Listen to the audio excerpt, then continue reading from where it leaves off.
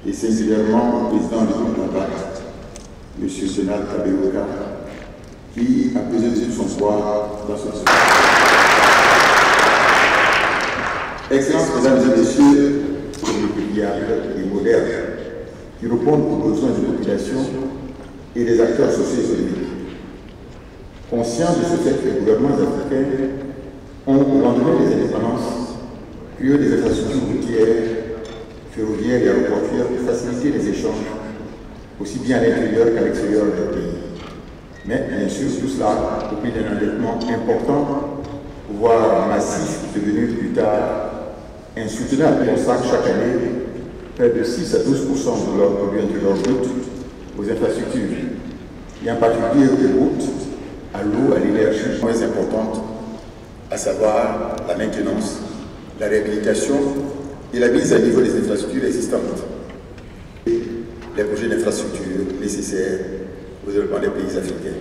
Privés, possédant la technologie et bien sûr les capitaux nécessaires pour faire face à l'investissement parfois considérable, dont le financement par les budgets de nos États est quasi impossible en raison des priorités et des contraintes auxquelles les gouvernements de ces pays sont confrontés, gagnant-gagnant entre l'État et le secteur privé.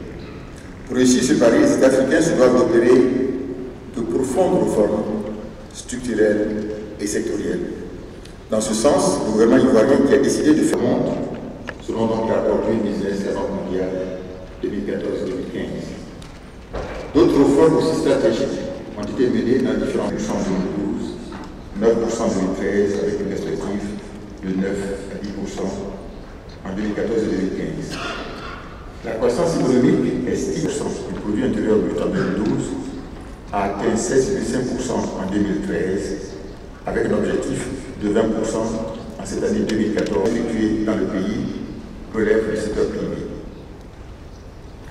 L'objectif du gouvernement est d'atteindre un taux de 65% en 2015 et 70% donc en 2020.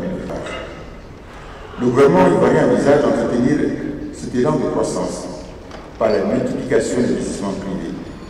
Dans cette dynamique, les PPP tiennent une place très importante, estimée à 7 800 milliards de francs CFA, c'est-à-dire un peu plus de 15 milliards de dollars, visant à résorber les contraintes et de son excellence M. Alassane Ouattara. Je déclare ouverte la 6e conférence sur le partenariat public et privé en Afrique. Je vous remercie de votre long et bonne attention.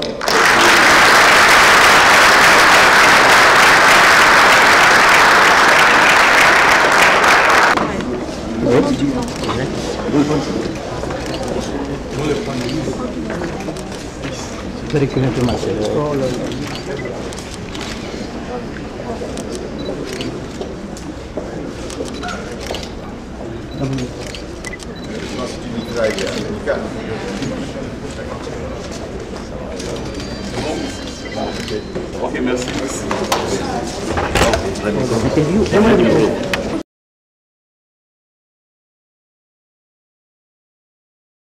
I think when people think of PPP is not just infrastructure. It's not just a big road. It's not a motorway. It's not just a bridge.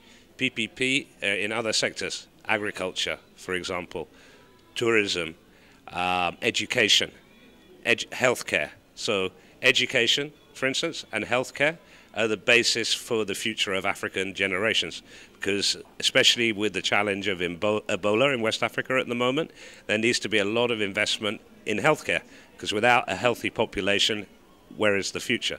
The same as in education.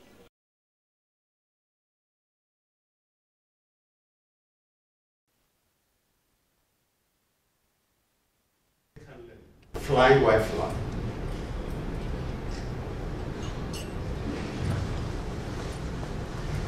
Having looked at these challenges, the public sector of the bank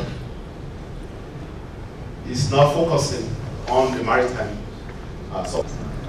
We have about 114 projects that we want to screen to get 8 ones that are ready to fly and what we need to make them fly, used.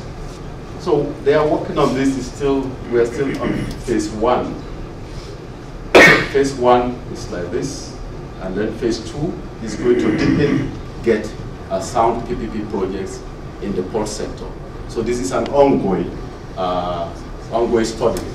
Projects as well as the environment, to be able to see how we can help to enable the policies and legal framework. We all agree that we need PPP units. PPP projects do you have next year, the year to come? If I miss this, I will get another one, and so on. It's not just one. Au nom de Monsieur le Premier ministre, ministre de l'économie et des finances et du budget, son Excellence Monsieur Daniel Caplan-Duncan, je déclare clos les travaux de la 6e conférence sur les PPP en Afrique. Mesdames et messieurs, bon week-end et bon retour à vos familles. Je vous remercie.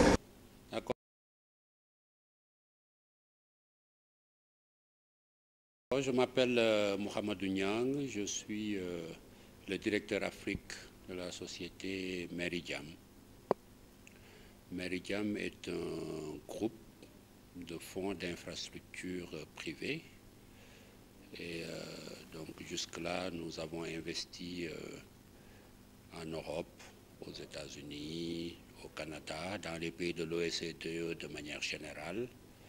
Et nous venons de mettre en place un fonds d'infrastructure destiné à l'Afrique subsaharienne dont j'ai la charge.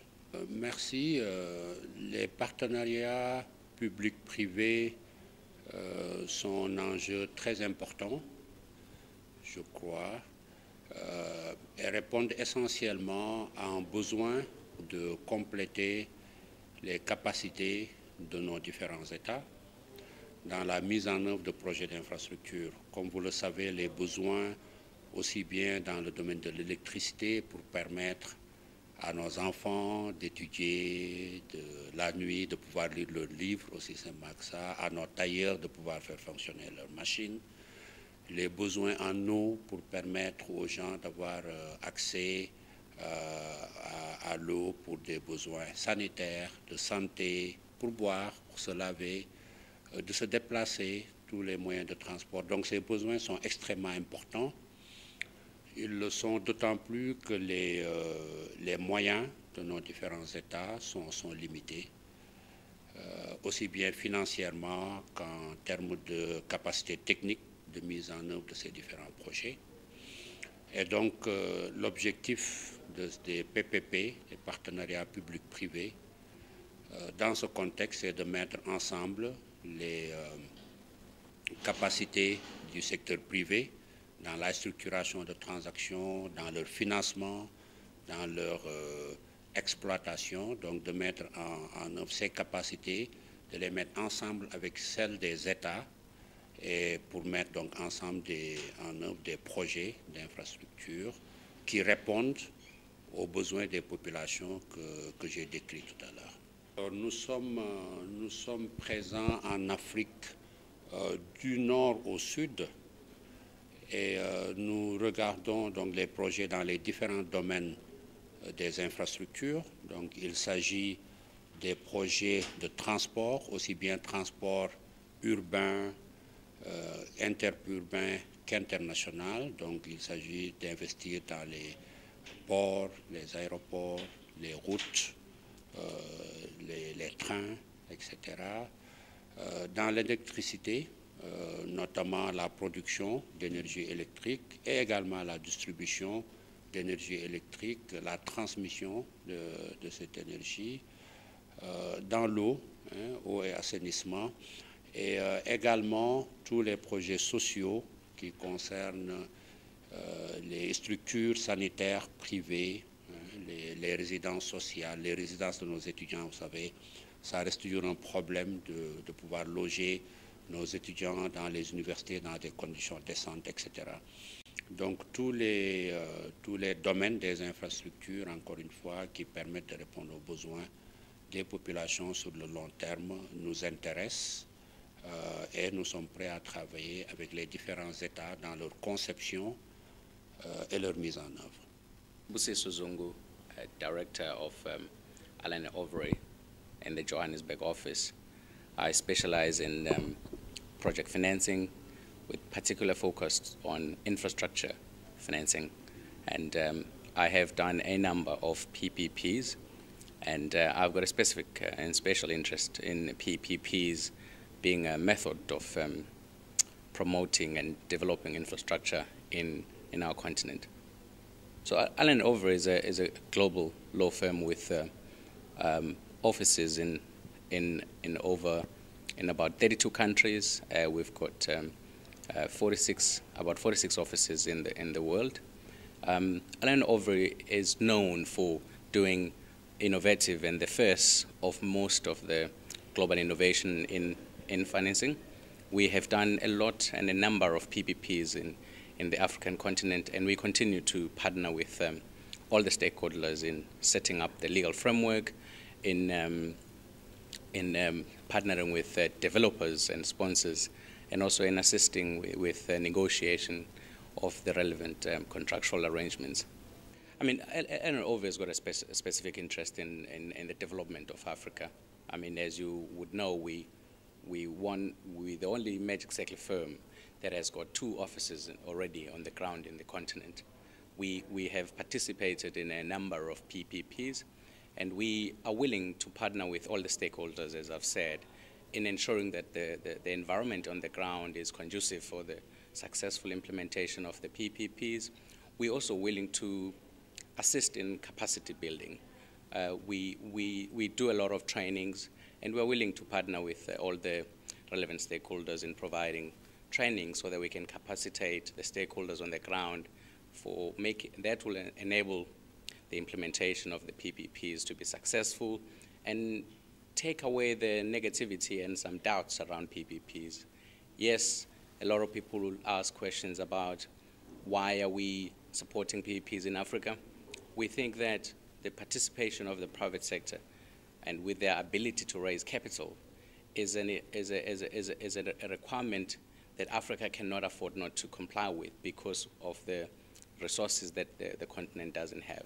So we do think that PPPs are a way, not the only way, but a way of government in procuring and resolving the problem with the infrastructure that we are still lacking in the continent. Thank you very much. I am Ibrahim Oladapo, a partner at Mott International Limited. I have a background in project management, cost management, as well as PPP management, providing services to both public and private sectors. I have been involved in PPPs for about 8 years now, with good wealth of experience, advising both the public and private sector.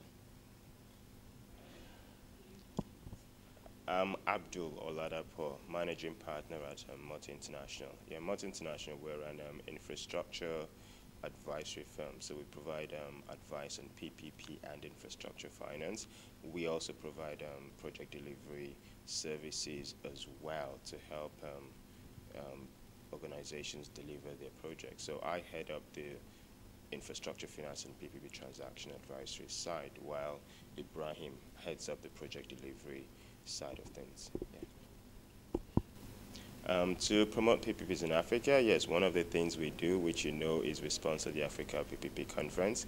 So for 2 years running now, we have sponsored the conference. We did for the first time in Johannesburg, and we're doing that a lot. And we think it's pretty much the best platform right now for the key players in PPPs in Africa to come together to discuss how to improve the enabling environments for PPPs in Africa, then also to discuss transactions that are put in place. So you see government sides talking about presenting projects they would like investors to come and invest in. It gets the interest of investors, and they also start preparing to invest in those projects, to do the work they need to do to invest in those projects. And for projects that are already being developed, they have opportunities to actually meet co-investors or EPC contractors. So it's actually a forum to meet a lot of these players you need right now, and you could use in the future as well. Now, in addition to that, we're currently conducting a study for ECOWAS Commission, and in that study, we're effectively profiling all the major PPP projects in West Africa. We're also conducting the legal, institutional, and regulatory framework assessments for each of the 15 countries, and we're drafting a regional policy. So this project effectively is going to help implement ECOWAS Commission's vision for PPP, to use PPPs to accelerate infrastructure delivery in Africa, and that will help promote regional integration.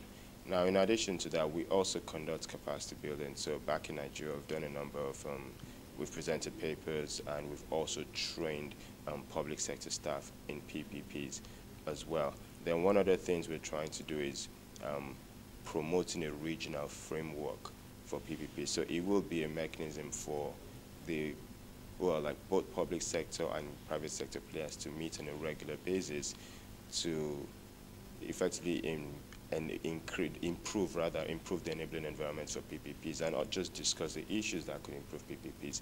Now, this sort of team, or this, it would have a number of staff hosted in ECOWAS Commission, and they will be coordinating the activities. To be like a secretariat, coordinating the group of people that will be meeting regularly. So we're hoping that will take off sometime soon, and that will improve PPPs in Africa, really.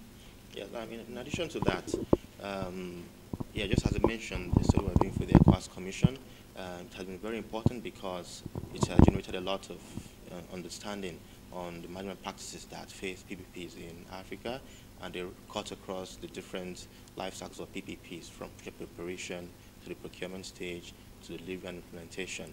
And the lessons we learn from these practices will help us in developing and improving how we get to structure and package PPPs to enable, West Africa and even Africa achieve economic and social development. So we're hoping that with this kind of platform, the APP conference platform, it will help us continue sending the message across to everyone in Africa on what needs to be done to ensure that PPPs are successful.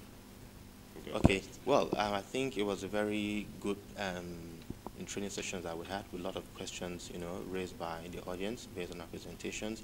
Mine primarily focused on contractual compliance, performance monitoring, and enforcement of PPP contracts. You'll find out most of the problems we have at times. When we watch the news, we hear that the government says awarded a contract, there's so much fanfare and celebration, but after that you hardly hear anything about it, or you hear about problems and issues. So my training centered on what needs to be done and strategies that needs to be put in place when preparing contracts to make sure that you can easily monitor what is being done, both by the public sector and the private sector. I also covered strategies that can be used by both the government, the private sector, whether investors or even lenders. The strategy they can put in place to make sure that either of them comply with their contracts. In addition, I also, talked a lot about how the public sector can set up and manage their contract compliance units or their contract management teams to ensure that they can effectively manage PPPs. Some of the issues that we found in Africa is that most of the public sector organizations are not yet set up properly in terms of training and capacity to manage PPPs. So I focused a lot on letting people, the audience, understand what needs to be done to structure a contract management team, the needs for capacity building, and even how they can handle public relations because of the issues where people have regarding whether or not PPPs are worth it or not. I also talked about measures that need to be put in place to monitor projects better, as well as some discussions about how to handle tariff applications on PPPs. So I think that's what it was. Yeah, there were good questions from some people regarding what they can do to improve performance of PPPs, and one of the key ones was the fact that most governments have a problem between people who are involved in the pre-contract stage and people who are handling the post-contract stage. So the advice was that make sure people who are involved in pre-contract hand over appropriately to people who will be managing at the post-contract. And even if possible, people who will be managing the post-contract should be involved at the preparation so that it's an easy and seamless process for the public sector. Okay, and for me, my presentation was in the advanced modeling with the legal analysis section of it. So I presented on advanced financial modeling.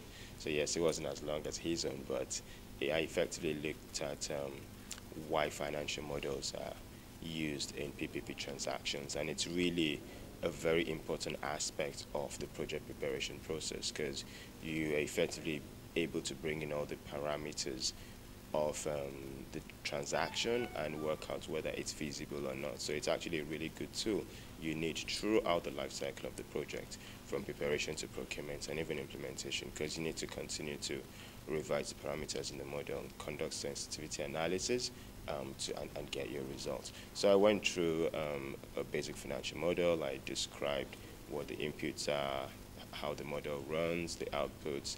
Then we also went into detail regarding the different inputs you get, like the construction cost, the operational maintenance cost, the interest rates you apply, the return on investment the investor is seeking, then looking at how you generate your coverage ratios with which the banks are interested in, like your loan life coverage ratio and debt service coverage ratio. So it was quite a really good course for the attendees to understand what advisors do when building financial models, why we do it, and how the other parties utilize the models as well. Thank you very much. Thank you very much. My name is Alex Douglas. I'm Director of Business Development for Globalec Africa, which is the sponsor of the Azito power plant here in Abidjan. Yes, so Globalec is a developer, owner and operator of power generation plants in Africa and in Central America.